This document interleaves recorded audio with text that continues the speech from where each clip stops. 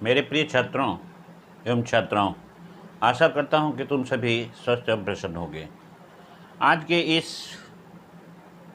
Class में मैं तुम्हें हिंदी व्याकरण से संबंधित अनसीन पैसेज पढ़ाने जा रहा हूं। जैसा कि तुम जानते हो, हिंदी प्रश्न पत्र में अपठित गद्यांश, जिसे अनसीन पैसेज कहते हैं, काफ़ी महत्व होता है और यह पाठ करके वन में आता है। अर्थात कहने का तात्पर्य कि अपठित गद्यांश भी हमारे पाठ्य पुस्तक, पाठ्यक्रम या हमारे प्रश्न पत्र में एक प्रमुख स्थान रखता है। इसलिए हमें अपठित गद्यांश पर भी ध्यान देना चाहिए। अपठित गद्यांश का मतलब होता है अनसीन। अनसीन जिसको मैंने कभी देखा नहीं, अर्थात कहने का तात्पर्य है देखा नहीं, ऐसा तो हम नहीं कर सकते हैं।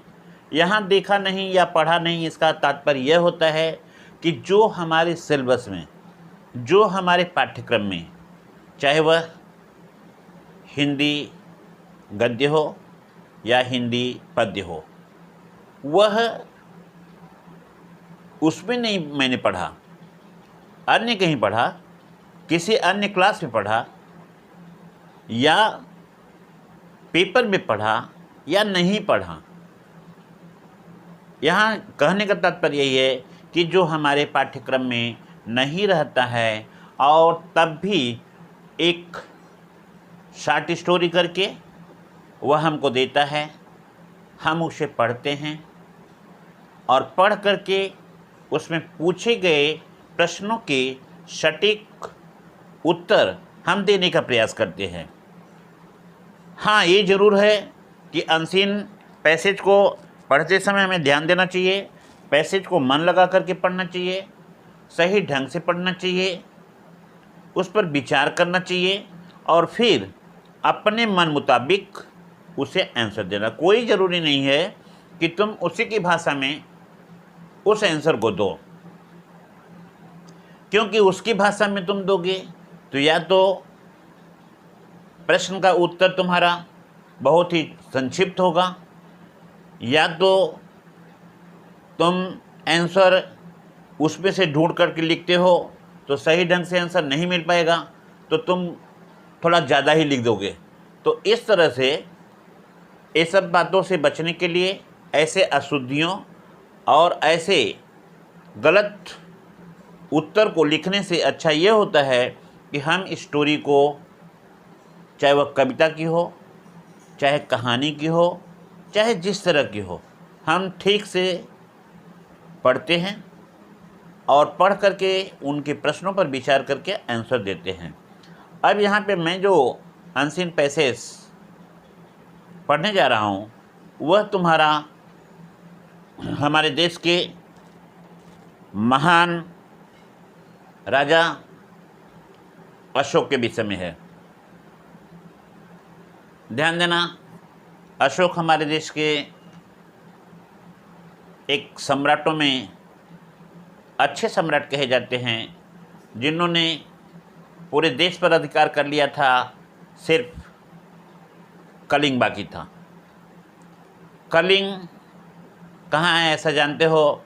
कलिंग उड़ीसा में, उड़ीसा राज्य को कलिंग के नाम से जाना जाता था। यद्यपि कलिंग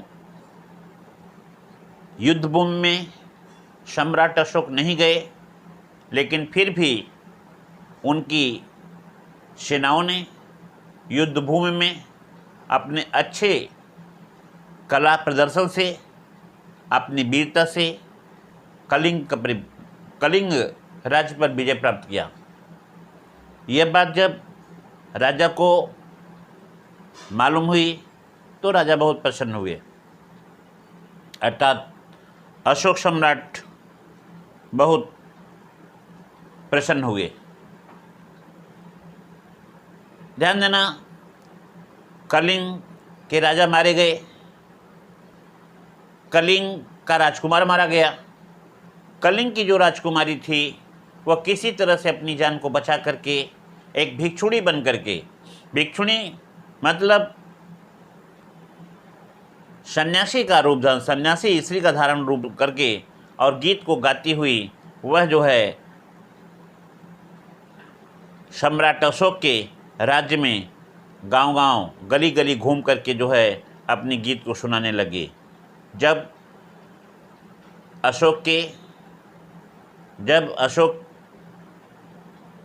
के राजदूतों ने बताया कि एक साध्वी गीत गाती हुई इस राज्य में घूम रही है, उसके गीत से लोग प्रभावित हैं, लोगों के आंखों में आंसू आ जा रहे हैं। राजा ने कहा उस गीतकार को बुलाया जाए। जब वह आती है तो गीत में अपने सब कुछ कह देती है और बताती है कि राजा ने कलिंग पर युद्ध तो करके जीत लिया, बड़े प्रसन्न होंगे, लेकिन उन्होंने यह नहीं देखा कि कलिंग भूमि में उन्होंने क्या किया जिससे प्रजा दुखी है। किसी स्त्री का सुहाग लूट गया, किसी माँ का बेटा लूट गया, किसी बच्चों के पिता लूट लिए गए, मार दिए गए, बच्चे अनाथ हो गए। आज उनको देखने वाला कोई नहीं है। राजा अंत में कह ही देते हैं कि तुम कौन हो, कहाँ से आई हो। उसने कहा कि मैं कलिंग की राजकुमारी हूँ, किसी तरह से युद्ध भूमि से भाग करके मैं वहाँ से बच निकली और आज यही मैं गीत सबको सुना रही हूँ कि महान सम्राट अशोक अपने मन में जितना विचार, अपनी खुशियाँ जाहिर करते होंगे या नहीं देखते होंगे कि उनके पीछे कितने लोग दुखी हैं।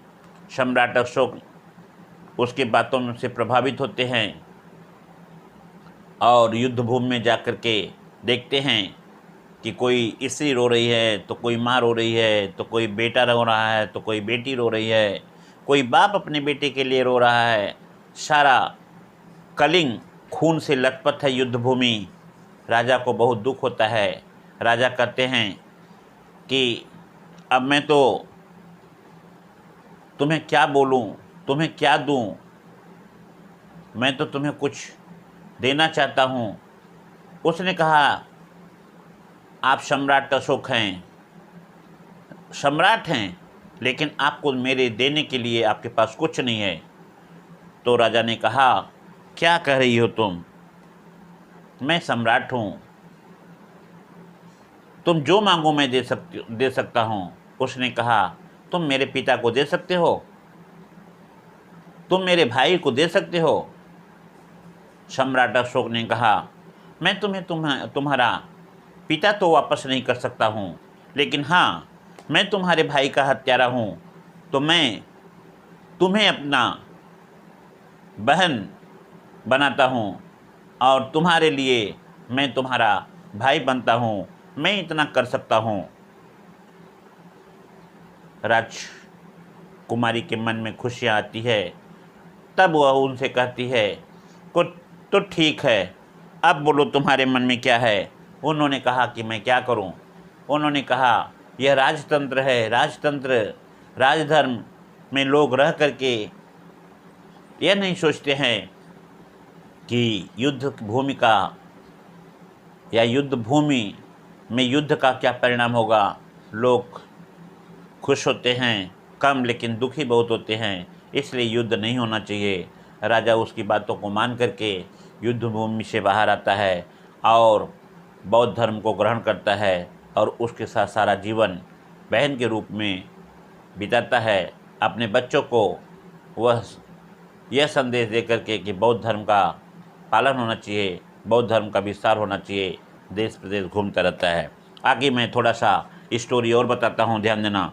सम्राट अशोक के मन में कलिंग का पतन और अपनी विजय का परिणाम देखने का उत्पन्न स्वभाव, ध्यान देना, एक बार फिर से देख लो। सम्राट अशोक के मन में कलिंग का पतन और अपने विजय का परिणाम देखने का इच्छा उत्पन्न होना स्वाभाविक था। अशोक अपनी सेना के अधिकारियों के साथ युद्धभूमि में गया, जहां तक दृष्टि जाती थी। मृतकों सैनिकों के शव कठिनाई से सांस लेते हुए, कराते हुए हताहत सैनिकों का करुण चित्कार, शव पर मंडराते हुए गिद्धों, श्वानों और श्रृंगालों का समूह, अपने प्रियजनों और वियोग में करुण विलाप करते हुए बालक बालिकाएं, महिलाएं और अभिशप्त से वृद्धजन दृष्टिगत माने उसको दिखाई देते हैं। यह सब देखकर अशोक का कठोर हृदय भी करुणा से कांप उठा और मन आत्मग्लानि से भर उठा। महान अनर्थकारी इस युद्ध का उसके जीवन पर गहरा प्रभाव पड़ा। उसने अनुभव किया कि इतने लोगों का सुख छीन करके उसने जो विजय प्राप्त की है वह तो पराजय से भी बुरा है। इतनी हत्याएं, जनधन का इतना विनाश किस लिए? क्या केवल इसीलिए कि एक सम्राट की साम्राज्य लिप्सा पूरी हो सके? एक सम्राट की साम्राज्य लिप्सा, ध्यान देना, सम्राट माने राजा की और साम्राज्य लिप्सा माने अपने राज्य को, साम्राज्य को बढ़ाने की जो लिप्सा माने लालच है, क्या पूरी हो जाएगी? इस चिंतन से सम्राट अशोक का हृदय मानवता के प्रति करुणा से भर उठा और उसने अपने अब तक के नृशंस कार्यों के माने अब तक जितने भी युद्ध में उसने लोगों को या उसके द्वारा उसकी सेनाएं जिन लोगों को मारा था वह सब सोच करके प्रायश्चित करने का संकल्प लेता है। बस इतिहास उसी अशोक को आज भी श्रद्धा से और सम्मान से याद करता है, उसे नमन करता है और उसे प्रणाम करता है, जिसके मन में प्राणी मात्र के लिए करुणा का स्रोत प्रवाहित होता था, जो दूसरों को दुख देकर अपना सुख नहीं चाहता था, अपितु स्वयं कष्ट सह करके दूसरों को सुखी देखने का सपना देखने लगा था। कलिंग का भयावह युद्ध उसके हृदय के परिवर्तन का कारण बना। उसने प्रण किया कि मैं साम्राज्य विस्तार के लिए अब कभी शस्त्र नहीं उठाऊंगा। भविष्य में मेरी विजय यात्रा शस्त्र विजय के लिए न होकर के धर्म विजय के लिए होगी। विचारों की इस क्रांति ने अशोक को हिंसा के छोर से उठा करके अहिंसा के छोर पर ला करके खड़ा कर दिया। उसने महात्मा बुद्ध के परम शिष्य उपगुप्त से बौद्ध धर्म की दीक्षा ली और प्रजा रंजन में लग गया, अर्थात प्रजा को किस तरह से खुश किया जाए, प्रजा को सदैव खुश रखने के लिए उसने एक से एक काम करने लगे। पथिकों की सुविधा के लिए उसने सड़कें बनवाई, उनके विश्राम के लिए अतिथि गृह बनाया, नालंदा जैसे विश्वविद्यालय की स्थापना की और अपना शेष जीवन देश और विदेशों में बौद्ध धर्म के प्रचार और प्रसार में लगा दिया। इस तरह से तुमने देखा कि महान सम्राट अशोक अपने जीवन में किस तरह से एक सम्राट होने के बाद अपने को बौद्ध भिक्षु बन करके देश के प्रजा को खुश करने के लिए कितने सारे मंदिर बनवाए, मस्जिद बनवाए, गुरुद्वारा बनवाए, तालाब खुदवाए, विद्यालय बनवाए, यहाँ तक कि नालंदा विश्वविद्यालय जो देख रहे हो, देश ही नहीं विदेशों में भी इसका नाम है। प्राचीन काल में यहाँ 10,000 विद्यार्थी एक साथ मिल करके पढ़ते थे, हजारों इसमें शिक्षक होते थे, वह उन्हीं के द्वारा बनवाया गया है। इस तरह से अपने जीवन काल में उन्होंने अनेक कार्य जो है किए। अब मैं कुछ इस पैसे से प्रश्न पढ़ रहा हूँ और प्रश्नों का उत्तर दूंगा। अब ध्यान देना, पहला प्रश्न है, नोट करो तुम लोग। सम्राट अशोक कहाँ के शासक थे? उन्होंने कलिंग पर आक्रमण किस उद्देश्य से किया? एक बार प्रश्न फिर से सुनो। सम्राट अशोक कहाँ के शासक थे? उन्होंने कलिंग पर आक्रमण किस उद्देश्य से किया? कलिंग युद्ध से उनके मन में युद्ध के प्रति घृणा क्यों उत्पन्न हो गई? प्रश्न एक बार फिर से देख लो। सम्राट अशोक कहाँ के शासक थे? पहला, उसी में दूसरा है उन्होंने कलिंग पर आक्रमण किस उद्देश्य से किया। उसी में सी नंबर माने तीसरा नंबर है, कलिंग युद्ध से उनके मन में युद्ध के प्रति घृणा क्यों हुई। ध्यान देना, पहला प्रश्न का उत्तर देखो, वहीं से देखो कि तुम जो है सम्राट अशोक मगध सहित उत्तर भारत के एक बड़े भूभाग के सम्राट थे। उन्होंने कलिंग पर अधिकार प्राप्ति कर तथा उसने अपने राज्य का एक भाग बनाने के उद्देश्य से उस पर आक्रमण किया था। अर्थात कलिंग पर आक्रमण उन्होंने अपने राज्य के विस्तार के लिए किया था। प्रश्न तीसरा उसी में था, कलिंग युद्ध से उनके मन में युद्ध के प्रति घृणा कैसे हुई। कलिंग युद्ध से अशोक के मन में युद्ध के प्रति घृणा उत्पन्न हो गई, क्योंकि जब उन्होंने कलिंग युद्ध क्षेत्र में जाकर के देखा कि युद्ध में मरे हुए सैनिक प्रजा जो हैं, उनकी माताएं, उनकी बहनें, उनके बच्चे, उनके पिता, उन सब के लिए रो रहे थे, बिलख रहे थे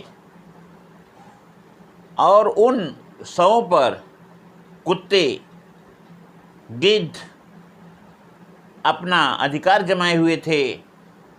इन सभी दृश्यों को देख करके सम्राट अशोक के मन में युद्ध के प्रति घृणा उत्पन्न हो गई। प्रश्न नंबर 2 देखो, कलिंग अब किस नाम से पुकारा जाता है। कलिंग युद्ध के अनंतर अशोक ने क्या अनुभव किया। प्रश्न एक बार फिर से देखो, कलिंग अब किस नाम से पुकारा जाता है। मैंने तुमको इसके पहले भी थोड़ा स्टोरी में आगे ही बता दिया था।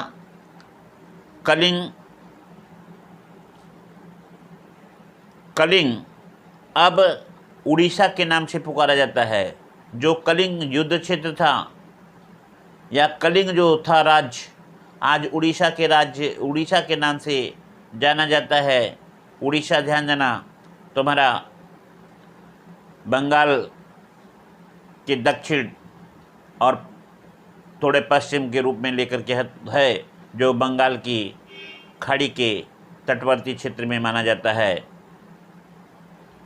तो इस तरह से कलिंग युद्ध का जो विस्तार था या जो कलिंग राज्य था, आज वह उड़ीसा के नाम से जाना जाता है। कलिंग युद्ध के बाद अशोक ने अनुभव किया, ध्यान देना, प्रश्न उसमें दूसरा था कि कलिंग युद्ध के अनंतर अशोक ने क्या अनुभव किया। कलिंग युद्ध के बाद सम्राट अशोक ने यह अनुभव किया कि इतने लोगों की हत्या तथा सुख चैन छीन करके विजय प्राप्त करना यह कोई बहुत बड़ी बात नहीं है, यह अपराध है। और यह अपराध कोई छोटा मोटा अपराध नहीं है, यह बहुत बड़ा अपराध है। क्योंकि लोगों की हत्या करके, उनके माता पिता, उनके परिवार को दुख दे करके विजय को प्राप्त करना किसी पराजय या पराजित होने से भी बुरा है। इतनी हत्या और विनाश किस लिए? इतनी हत्या और विनाश किस लिए? क्या अपने साम्राज्य को बढ़ाने के लिए? यह ठीक नहीं है। और इसलिए उसने जो है कलिंग युद्ध के अनंतर अशोक ने यह अनुभव करके फिर या पुनः युद्ध न करने की कसम खाई। प्रश्न नंबर 3 देखोगे, कलिंग का युद्ध सम्राट अशोक के जीवन में महत्वपूर्ण घटना है। कलिंग का युद्ध सम्राट अशोक के जीवन की महत्वपूर्ण घटना है, क्योंकि इस युद्ध के विनाश तथा हत्या को देख करके अशोक सम्राट का हृदय परिवर्तित हो गया। वह सम्राट से बौद्ध भिक्षु बने उन्हें युद्ध से घृणा हो गई। उन्होंने भविष्य में युद्ध न करने की कसम खाई और बौद्ध धर्म अपना करके करुणा, प्रेम, सहानुभूति और प्राणी मात्र की सेवा करना ही अपना सच्चा धर्म समझा। तो इस तरह से उनके विचारों में क्रांति लाई और उनका विचार परिवर्तन हुआ। अब इसका चौथा और लास्ट क्वेश्चन का मैं आंसर बता रहा हूँ। चौथा क्वेश्चन था आचार्य उपगुप्त कौन थे। आचार्य उपगुप्त महान विचारक, विद्वान तथा गौतम बुद्ध के परम शिष्य थे। उन्होंने बुद्ध विचारों के प्रचार के लिए अपना सारा जीवन लगा दिया। उपगुप्त ने सम्राट अशोक को बौद्ध धर्म की शिक्षा दी। शिक्षा के साथ ही साथ सम्राट अशोक ने अपने आप को प्रजा के कल्याण में कार्यों में लगा दिया। उसने पथिकों की सेवा के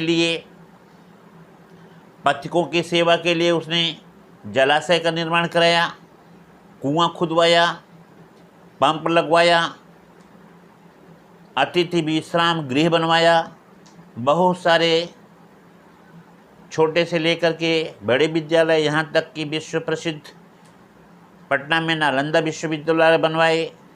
इस तरह से उन्होंने प्रजा की भलाई के लिए अनेक कार्य किए। तक्षशिला उसी समय का नालंदा के साथ ही वह भी विश्वविद्यालय बना, जो आज खंडहर के रूप में दिखाई देता है, जिसे सरकार के योजना के आधार पर अब उसे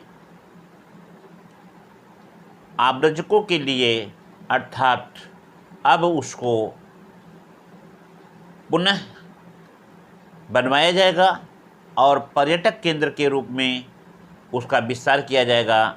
इस तरह से आज का यह वीडियो तुम लोगों को अनसीन पैसेज के रूप में मैंने दिखाया, बताया, प्रश्न किया, उत्तर दिया।